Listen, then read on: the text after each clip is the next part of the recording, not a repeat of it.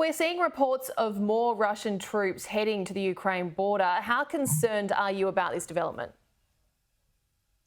The addition of further Russian troops, including Russian troops up in Belarus, suggests that if Russia does plan to invade, it wants to have a very quick victory, doesn't want to linger, doesn't want to take high casualties.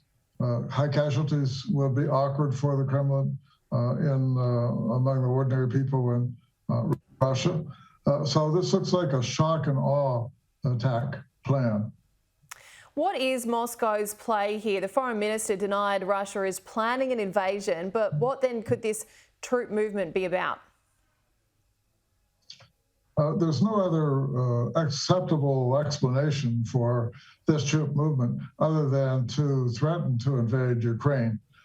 This doesn't mean that Russia has made that decision to do that, but they certainly are threatening Ukraine and causing concern in Ukraine to the point that civil defense activities in Ukraine have stepped up a lot. And there's a risk that there could be millions of Ukrainians caught as refugees trying to escape from Russian military activities in Ukraine. The US Secretary of State has talks with Russian counterparts later this week. I suppose the big question is, how can he resolve this issue and succeed where recent talks have clearly failed? The bridge seems not really possible bridging this chasm seems not really possible through diplomacy. It's not clear how the foreign ministers could slow the risk down because of the hardening the ice in Ukraine. It would be important for Russia, if it is going to invade within the next few weeks or a month or so. So diplomacy at this point looks like it is beyond the ability to solve. As we just heard in that story before you came on air, this is the biggest moment of the Biden presidency. Do you agree? This is certainly a major test. This goes beyond the Afghanistan withdrawal, which was controversial. This is a great power competition test. We haven't had this kind of threat since the Cold War, and not under Gorbachev, but under the Brezhnev era. So this is over 40 years that we've faced this kind of threat. The United States and the West seem to be quite united. They're prepared.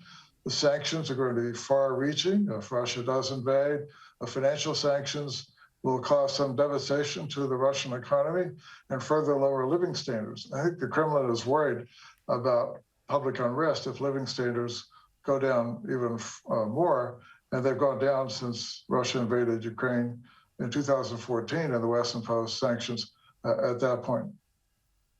I suppose the question is, can they go down any further? But before I let you go, why not simply give in to Russia's demand and agree not to let Ukraine into NATO? Isn't that the simple and perhaps wise plan here? So if NATO agreed, it's not clear what would NATO have to agree to, because the Russians are demanding legally binding guarantees that Ukraine would never get into NATO. They're demanding that all the NATO infrastructure in the eastern members of NATO, which have been added since 1997, that NATO infrastructure would all have to be withdrawn. That is simply beyond the pale for NATO. So I think we have a real confrontation here. This has happened before, the Cuban Missile Crisis in 1962. Nikita Khrushchev took a gamble and ended up having to retreat. And he was ousted a couple of years later, partly as a result.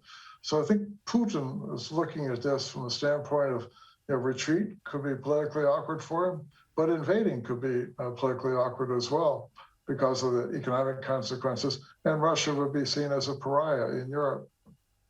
William Courtney, thank you so much for your time. I appreciate it. It is late over there in DC tonight, but thank you very much for joining us. We appreciate it. You're welcome.